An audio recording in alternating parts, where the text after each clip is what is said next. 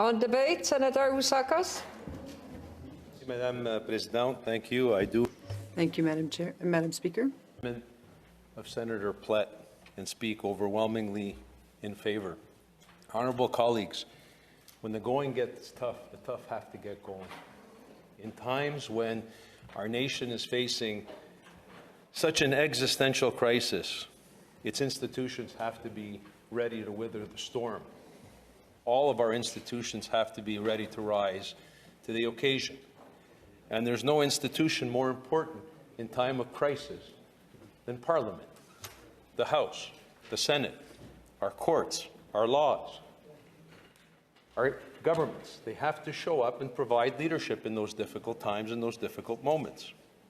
And I've said this time and time again with regret. I feel that Canadians feel that those institutions that have been put into place to make sure democracy functions and that we do rise to the occasion and the challenges that we face have let these Canadians down. We've seen it in the frustration and the ever-growing frustration, both with the government, but also with these institutions. We've seen it with protests in the streets right across the country, with Canadians who are frustrated because they feel that it's tougher than ever before to get by, to put food on their table for their children. Tougher than ever before to dream of a better future than their parents had. And we are all responsible, given the privileges we have in these institutions, to help provide leadership in this time. And leadership is not provided when we have measures that are designed to protect us better than a truck driver, better than somebody working in a pharmacy or in a grocery store, or a factory worker. I mentioned a month ago that I was in Montreal visiting a place called Jack Victor's. It's a great business in Montreal, 800 employees, downtown core of the city. Those 800 employees are there at work every morning, and they're putting in their 40 hours a week. And they're in pretty close proximity, just like the vast majority of workers in this country. My wife gets up every morning and has been getting up every morning for 2 years, going to the Jewish General Hospital and having to provide services for Canadians, and many Canadians who need care with the unfortunate disease and virus of COVID. But yet in this institution, I've said it before and I'll say it again, our productivity in the time of the most existential crisis facing our country has gone down. Our committees meet only half as much as they have in the past. The output in terms of legislation of this government, forget about COVID, over the last 7 years is pitiful. It's the least amount of legislation, government legislation, that this body, this chamber, has put out in 7 years than in the history of 153 years of the Senate. Go and do the research in the library. You'll be surprised. So but we did pump out hundreds of billions of dollars in shorter sitting times than ever before in the history of this country. And I've said it before, and I'll repeat myself, colleagues. Each and every one of us at home, when we make investments to renovate our house or to buy a car or to buy a pair of shoes, we sometimes reflect harder than the tens of billions of dollars we've churned out of this place in COVID spending, with the government threatening us, saying that, oh, we need to stand up for Canadians. Well, number one, we haven't been consistent as institutions, and that's why Canadians are so frustrated. Number two, a lot of what we've done over the last 2 years are on the verge of leading historic inflation, which is going to lead to a historic economic crisis, which, again, this institution, in part, will have to account for. And the government leader today, he rises and he says, well, he says, trust me, this motion is a short-term measure, and it's not something that the government wants to do in perpetuity. It sounds like the same thing I heard a month ago, because a month ago we had the same debate. He says, well, we're only going to extend it for a month. Well, let me tell you, colleagues, as Senator Plett so appropriately pointed out in the speech, right across this country, healthcare professionals, the science has been giving advice to provinces, which are the leaders when it comes to providing public health care advice, are lifting mandates. Every single province after another. They've lifted passport mandates. They've lifted masking mandates. They're allowing Canadians to congregate. You're absolutely right. Jurassic Park is back and functional with thousands of people. My son this afternoon is watching a Blue Jays game as we speak with dozens of thousands of people. I think it's called the Rogers Centre now, Toronto. We're having Canadians walking into arenas across this country, 20,000 a night, to watch NHL hockey and junior hockey. So our workers are back at work. Our hospitality industry is back at work. Canadians are meeting, thousands and thousands of Canadians are back meeting socially and celebrating Easter and Ramadan and all the other celebrations. But yet, the Senate of Canada, we're going to stay pat. We're going to continue mandates. We're going to continue to work virtually. And like I said, the real problem isn't that I'm against working virtually. I like being in the comforts of my house as much as anybody else. But at the end of the day, our output is just not there, colleagues. Our committees, which is the most important work that this institution has done, are just not pumping out the work that we're being paid to do. And it's been 2 years right now that we're sort of ragging the puck on this, and I think we should be leading the way because our politicians in this country have been telling Canadians, vaccinate. And the quicker we vaccinate, the quicker we're going to get back to normal. Well, colleagues, we're 83, 84% double vaccinated in this country. I know people that are quadruple vaccinated. Some Canadians have gotten their 4th dose already. So if governments have been telling Canadians double vax and we're going to get back to normal, and yet we're quadruple vaxxed and triple vaxxed and we're not, we, the leadership of this country, are saying, yeah, but we're going to be you're going to get back to normal, the taxpayer, but not us. We're going to stay here and continue to work in our reduced capacity. I think it just doesn't make sense. I also think, colleagues, that we need to align ourselves as parliamentarians with what is going on across the country. Not only lead, just at least align ourselves with what day-to-day Canadians are facing on a day-to-day basis. We have rapid tests. We're all mature, intelligent people. Those of us that are vulnerable should take those extra steps. That's what's going on right now in society as we learn to live with COVID. So I don't see why people who are adapting themselves with those realities, 90 or so or 95 or so senators here in Ottawa, can't do the same.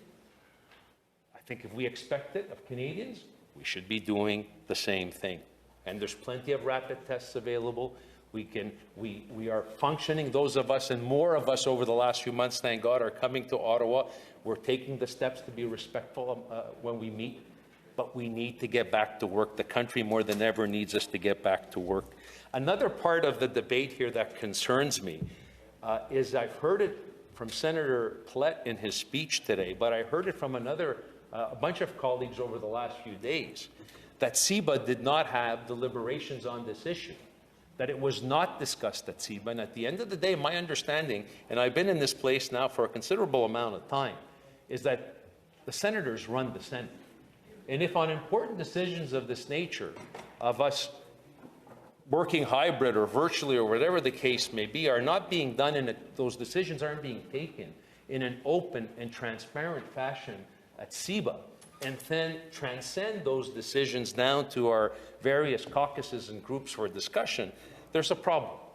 CIBA was, and I know about it, I chaired it for a number of years, and the current speaker, chaired it for a number of years.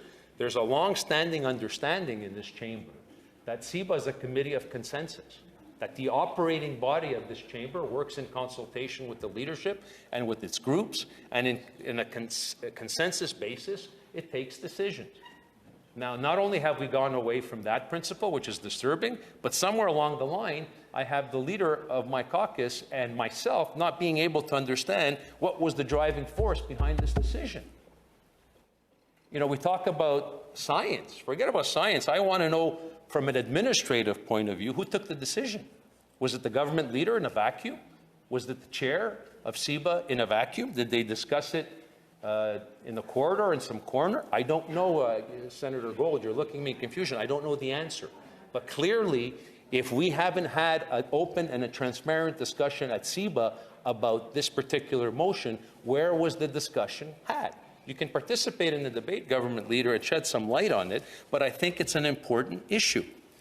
And we've seen time and time again that there's been an erosion in these parliamentary institutions and an erosion when it comes to us and holding the government to account. I understand. It's not something executive branches of government like.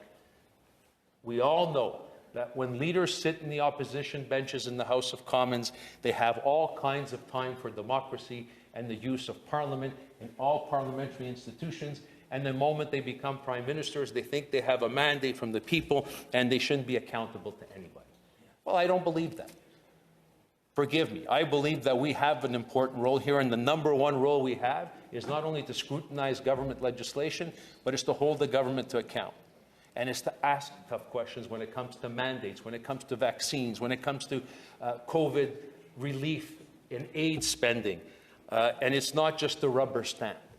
And I do appreciate that the government wants to have a virtual and hybrid parliament in perpetuity. They can get away with it certainly in the House of Commons because there's a minority parliament, but nonetheless it's a coalition government right now between the NDP and the Liberals, and they have a pretty good free rein. But I'd like to believe that this institution, the majority of the members here, are genuinely independent-minded. And they do believe that it's important to hold the government to account, particularly during these moments of existential crisis. And it's not just the role of the small group of opposition senators, but it's incumbent on all of us, because we do have independence in this chamber, a virtue of our tenure. And the fact that we're not accountable to no prime minister, including the prime minister who appointed the vast majority of you. Because the truth of the matter is, the moment you're summoned to this institution, you're accountable to one person, and that's the Canadian people. I take that oath very seriously, and I know the majority of you do as well. So I think when we look at the body of evidence right now, what's going on across the country, the mandates are being dropped, Canadians are going back to work, we have the challenge of needing to get the productivity of the nation back to where it was. It is the biggest challenge that faces our economy and our people, and that includes the productivity of this institution. I think it's morally important, more than ever before, for us to do our work in a diligent, tangible, and safe fashion, respectful of each other and respectful of the challenges that we have. But colleagues, it's crystal clear that we are going into another phase of this pandemic. We have to be ready for it. We have to deal with it. We have to lead the way. But first, we have to catch up and align ourselves with provincial governments, with healthcare advice, and with the rest of the country. So for the reasons I just wanted to outline, I didn't plan in entering the debate, but I think these are some important points that I wanted to share with everyone.